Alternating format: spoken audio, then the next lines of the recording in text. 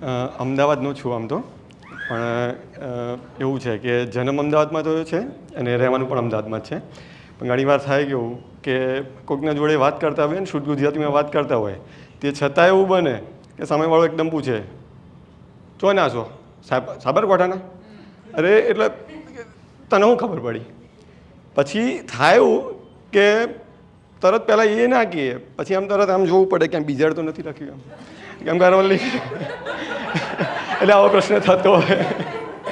હવે આજે એવું છે, કૃતિ જાતે લખું છું શુદ્ધ ગુજરાતીની અંદર લખવા માટે અત્યારે, કેમ કે આ મંચ સારું છે કે હવે અત્યારે જે પણ કવિતાઓ અત્યારે જે ગીતો લખાતા હોય છે એની અંદર આપણે ગુજરાતી ભાષાને ગુજરાતી રાખી નથી. હિન્દીમાં પણ એવું છે, હિન્દી ને ઇંગ્લિશનું મિક્સ કરીને આપણે ઇંગ્લિશ કરી નાખ્યું, એમ ગુજરાતીને હવે ગુજરાતીને અંગ્રેજી ભેગી કરીને આપણે ગુજરાતી કરી નાખી છે બધી.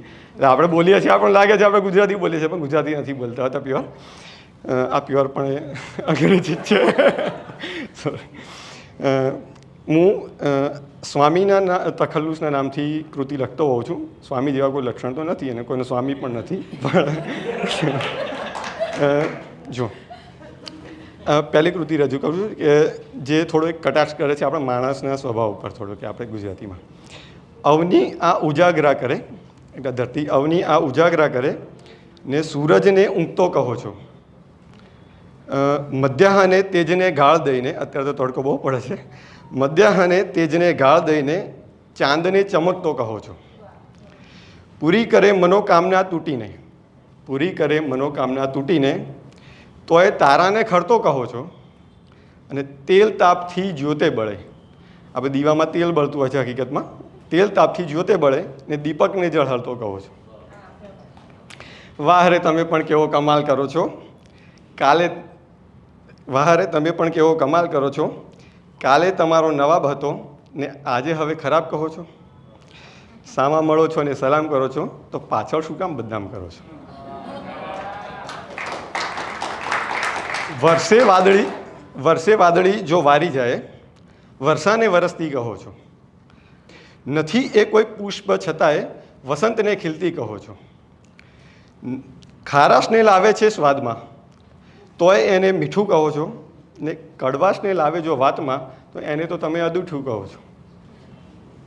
વાહ રે તમે પણ કેવો કમાલ કરો છો, તમારી વાતથી સજાગ છું, તમારી વાતથી સજાગ છું, એને બસ ખાલી મજાક કહો છો, સામા મળો છો ને સલામ કરો છો તો પાછળ શું કામ બદનામ કરો છો.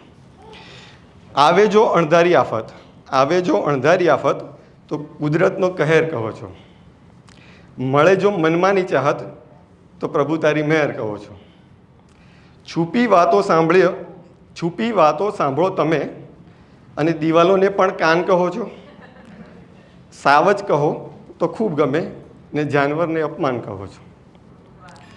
વાહ રે તમે પણ કેવો કમાલ કરો છો, અમે કરીએ એને વેમ કહો છો ને તમે કરો એને પ્રેમ કહો છો, સામા મળો છો ને સલામ કરો છો તો પાછળ શું કામ બદનામ કરો છો.